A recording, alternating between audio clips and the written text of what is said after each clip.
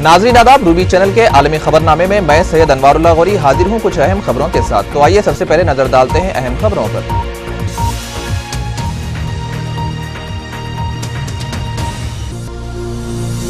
To G spectrum मामले में लोकसभा और राज्यसभा में अपोजिशन का जबरदस्त एहतजाज, दोनों ऐवानों की कार्रवाई 4 शंबे तक के लिए मुलतवी।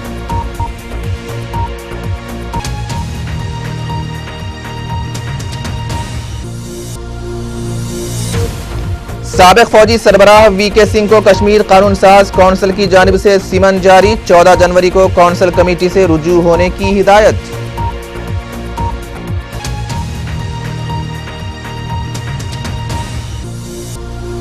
दहशतगर्दी के खिलाफ आलमी मुआशरे में एहतजाजी शऊर बेदारी का आगाज हिंदुस्तान से हुआ, जमीयतुल उलमा हिंद जनरल सेक्रेटरी मौलाना महमूद मदनी का बयान।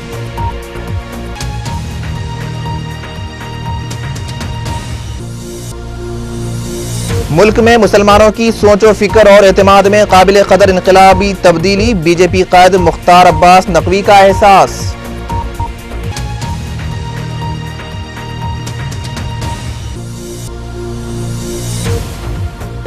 और अमेरिका में रिकॉर्ड सर्द लहर और बर्फबारी का सिलसिला हुनूज जारी व सारी, मामलाते जिंदगी दरहम बरहम।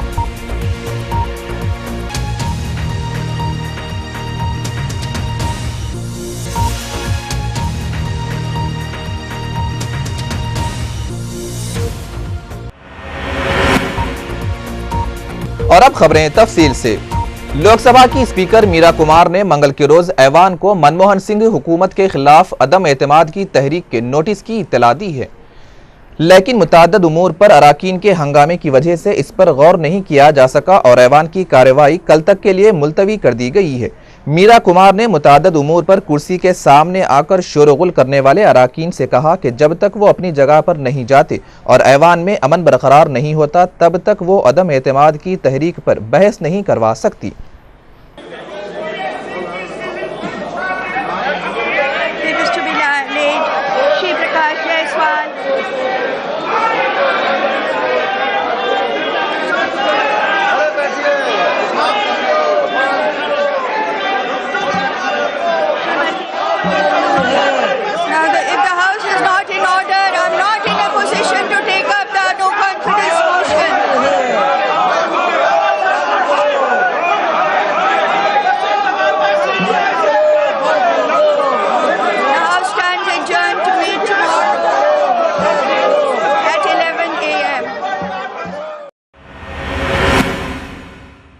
मकबूजा कश्मीर की कानून साज कौंसिल ने रियासती वज़रा को खुफिया फंड्स फ्राहम करने के बारे में मुतनाज़ा बयान पर साबिक हिंदुस्तानी आर्मी चीफ वीके सिंह को आइंदा माह पेश होने की नोटिस जारी कर दी है। मीडिया रिपोर्ट के मुताबिक कानून साज कौंसिल की प्रिविलेज कमेटी ने साबिक हिंदुस्तानी आर्मी चीफ को सिमन जारी करते हुए हिदायत की है कि वो 14 जनवरी को कमेटी के सामने पेश होकर अपने बयानात की वजाहत करें। दहशतगर्दी के खिलाफ आलमी मुस्लिम मुआशरे में इज्तिमाई बेदारी का आगाज कॉन्फ्रेंस और रियालियों के जरिए हिंदुस्तान से हुआ, जिसका वाज़ेह असर मुसलमानों के साथ गैर मुस्लिमों के ताल्लुकात और मामलात में देखा जा सकता है। इस इस्तिदलाल के साथ जमीयतुल उलमा हिंद के जनरल सेक्रेटरी महमूद मदनी ने कहा कि अब वक्त आ गया है कि इस तब्दीली का दायरा वसी करते हुए अमन आलम के इस्लामी तनाजुर को मौसर तौर पर सामने लाया जाए। जमीयत इस महाज पर रेशमी रुमाल तहरीक के 100 साला जश्न के मौके पर 13 और 14 दिसंबर को देवबंद में मंदूबीन की सतह पर आलमी अमन कॉन्फ्रेंस कर रही है, जिसकी तौसीख दिल्ली में 15 दिसंबर को रामलीला मैदान में एक आम इजलास के जरिए की जाएगी। कॉन्फ्रेंस में बांग्लादेश, पाकिस्तान, बर्मा और श्रीलंका समेत दुनिया भर से जायद अज 1 इस्लामी स्कॉलर्स हिस्सा लेंगे। मुल्क में मुसलमानों की सोच और उनके एतमाद में इनकलाबी तब्दीली आ रही है। यही वजह है कि मध्य प्रदेश, छत्तीसगढ़ और राजस्थान के हालिया इंतखाबात में 50 से 60% मुसलमानों ने बीजेपी के हक में वोटिंग की है। बीजेपी के कौमी नायब सदर मुख्तार अब्बास नकवी ने कहा कि इससे ये बात साफ हो गई है कि कांग्रेस और खुद को सेकुलर कहने वाली दीगर पार्टियां मुसलमानों को बीजेपी का खौफ दिखाकर अपनी जो सियासी दुकानें चला रही थी, अब उनके मंसूबों पर पानी फिर रहा है। राजस्थान में भारतीय जनता पार्टी कानून साज पार्टी की लीडर वसुंधरा राजे ने गवर्नर मार्गरेट अल्वा से मुलाकात करके सरकार बनाने का दावा पेश किया है। मिसेज राजे सुबह करीब 10:15 बजे राजभवन पहुंची। बीजेपी के रियासती सदर ओंकार सिंह लिखावत, पार्टी के कौमी सेक्रेटरी भूपेंद्र यादव और सरकर्दा लीडर गुलाब चंद कनारिया और पार्टी के दीगर कदावर रहनुमा गवर्नर से मिलने वफ्द में शामिल थे। Not had the opportunity to see or check on it. All I can say is that the people of Rajasthan were tired of the non-governance of the Congress, and I think that this is something that follows on from let's say Delhi also, and therefore Modi is a factor. Modi is a very big factor because people have seen what he has done in Gujarat. He has given back the pride of Gujarat. He has shown that development happens in Gujarat, and he has shown that this is a model that can be followed everywhere. The BJP governments in most of the states have been able to do this also, and I think that's what the people of the country want. Therefore, Modi has been a very huge factor. It is also the semi-finals to what's going to happen very shortly. 2G spectrum मामले पर joint parliamentary committee की पेश करदा report पर हंगामे की वजह से राज्यसभा की कार्रवाई मंगल के रोज पूरे दिन के लिए मुलतवी कर दी गई। ऐवान के डिप्टी लीडर व बीजेपी के रवि शंकर प्रसाद को इस बात पर एतराज था कि इस पार्लियामेंट्री कमेटी के रुकन के नाते उन्होंने जो इख्तलाफी नोट दर्ज कराए थे उन्हें तब्दील कर दिया गया। उन्होंने कहा कि ये नोट अपनी असल शक्ल में रिपोर्ट का हिस्सा होना चाहिए था। राजस्थान में 14वें असेंबली इंतखाबात के लिए मैदान में उतरी 168 में से 25 खवातीन ही मुंतखब होकर असेंबली पहुंच पाई हैं। भारी अक्सरियत से इख्तिदार में आई बीजेपी ने इस मरतबा सबसे ज्यादा 26 खवातीन को टिकट दिया था, जिनमें से 19 खवातीन जीती। कांग्रेस ने 24 खवातीन को मौका दिया था, लेकिन महज एक ही जीत कर असेंबली में पहुंची हैं। दिल्ली में कौन हुकूमत बनाएगा, इस बारे में तजस्सुस आज भी बरकरार रहा। असेंबली इंतखाबात में 31 सीटें हासिल करने वाली बीजेपी और 28 सीटें लाने वाली आप दोनों ने ही कहा है कि वो अपोजिशन में बैठने को तैयार हैं, क्योंकि उन्हें 70 रुकनी ऐवान में अक्सरियत हासिल नहीं हुई है। अरविंद केजरीवाल की आम आदमी पार्टी ने बीजेपी या कांग्रेस या किसी के साथ भी इत्तेहाद को खारिज अज़ इम्कान करार दिया है। वाज़ेह है कि कांग्रेस को 15 साल में बदतरीन शिकस्त का सामना करना पड़ा है, जबकि 4 दिसंबर के असेंबली चुनाव में सिर्फ 8 सीटें ही हाथ लगी हैं।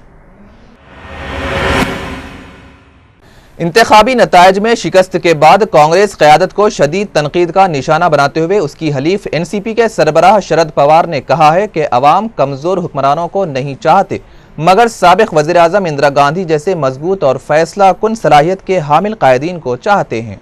इन्होंने कहा कि नौजवानों ने बैलेट के जरिए अपने गुस्से का इजहार किया है, चुनांचे कांग्रेस ने असेंबली इंतखाबात में बहुत कुछ खो दिया। इन्होंने कहा कि इंतखाबात में सवाल उठाए कि न सिर्फ कांग्रेस को संजीदगी से गौर करने की ज़रूरत है, बल्कि बाकी सभी हलीफों को इस पर गौर करना चाहिए। शरद पवार ने कहा कि अवाम मजबूत क़यादत चाहते हैं। इन्होंने कांग्रेस और दीगर हलीफों पर जोर दिया कि वो इंतखाबी नताइज पर गौर करें, जिसको मरकज़ में यूपीए हुकूमत के खिलाफ अवामी नाराज़गी के उनसर के तौर पर देखा जाए। अपने एक बयान में शरद पवार ने कहा कि इंतखाबात में कांग्रेस को धक्का लगा है। हर कोई बशमुल कांग्रेस हमको इस पर संजीदगी से गौर करना होगा। इंतखाबी नताइज पर रद्द अमल ज़ाहिर करते हुए इन्होंने कहा कि नई नस्ल ने इंतखाबी हज़ीमत में अहम रोल निभाया है और इनकी बरहमी बैलेट के ज़रिए ज़ाहिर हुई है, जिससे ये ज़ाहिर होता है कि कांग्रेस ने बहुत ख़राब और बीजेपी ने अच्छा मुजाहरा किया। इन्होंने मज़ीद कहा कि अवाम कमज़ोर हुक्मरानों को पसंद नहीं करते, चुनांचे हुक्मरान मजबूत होना चाहिए और हर कोई जो मौसर इक़दामात को यकीनी बनाए और इसमें किए गए फैसले को रूबाए अमल लाने की सलाहियत रखता हो।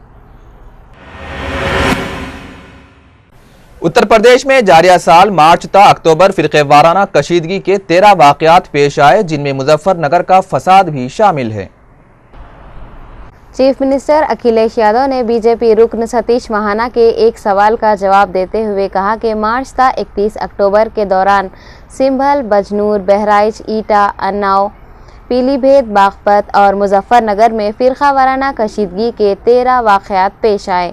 अखिलेश यादव ने कहा कि इस तरह के वाक़यात पर काबू पाने और फ़िरक़ा वाराना हम आहंगी को बरकरार रखने हुकूमत की जानिब से हिदायत जारी की गई। एक और सवाल बीजेपी रुकन के पूछे जाने पर इन्होंने कहा कि गुज़िश्ता 3 वर्षों के दौरान रियासत भर से इस तरह के 164 वाक़यात की इत्तला है। इन वाक़यात में 71 अफराद हलाक और 121 अफराद फायरिंग के अलहदा वाक़यात में ज़ख्मी हुए हैं। अखिलेश यादव ने मज़ीद कहा कि जश्न के लिए फायरिंग पर मुकम्मल इम्तना है और इसकी रोकथाम के लिए सख्त हिदायत दी गई है। चुनांचे अखिलेश यादव ने एतराफ़ किया कि रियासत में दीगर जराइम की शरह में भी इजाफा हुआ है। बीजेपी की ज़ेरे क़ियादत एनडीए की हलीफ जमात शिवसेना और गैर बीजेपी अपोजिशन जमातों ने हालिया असम्बली इंतखाबात पर अपने रद्द-ए-अमल का इजहार करते हुए कहा कि नताइज से कांग्रेस के खिलाफ शदीद अवामी लहर का इजहार होता है। ज़ाफ़रानी जमात की साबिक़ खलीफ JDV ने ताहम 4 के मुंजमला 3 रियासतों में बीजेपी की कामयाबी को मोदी का असर करार देने से इनकार कर दिया। JDV लीडर और बिहार के चीफ मिनिस्टर नीतीश कुमार ने कहा कि अगर कांग्रेस और बीजेपी के मुतबादिल के तौर पर कोई तीसरी जमात होती तो अवाम यकीनन इसको ही मुंतखब करते थे।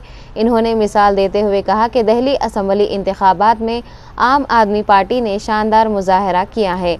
नीतीश कुमार ने इस बात से इत्तेफाक किया कि 4 असम्बलियों के इंतखाबी नताइज यकीनन कांग्रेस के खिलाफ थे, लेकिन बीजेपी को खुशी के मारे उछल कूद करने की कोई वजह नहीं है, जिसका सबूत दिल्ली इंतखाबात में तौक़े से ज़्यादा नाक़िस मुजाहरा है।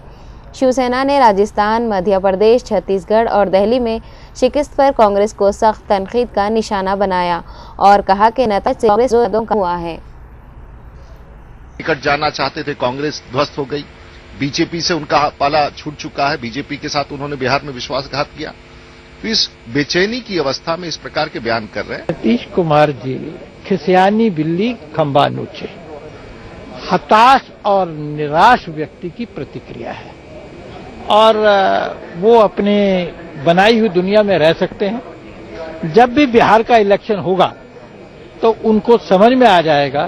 राज्यों के चुनाव के नतीजे जो कल आए हैं उसमें एक बात स्पष्ट है कि ये कांग्रेस पार्टी के खिलाफ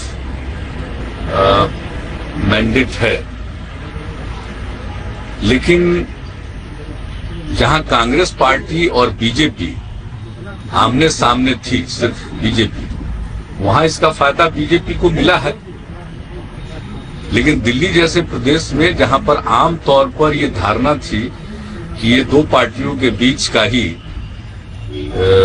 राजनीतिक युद्ध होता है, वहां इसको झटका देते हुए, इस मिथ को तोड़ते हुए आम आदमी पार्टी इमर्ज की है और जो लोगों ने वोट दिया है उससे ये साफ होता है कि अगर कांग्रेस के खिलाफ उनको भाजपा छोड़ करके कोई और विकल्प दिखेगा तो उसको वो अपनाएंगे।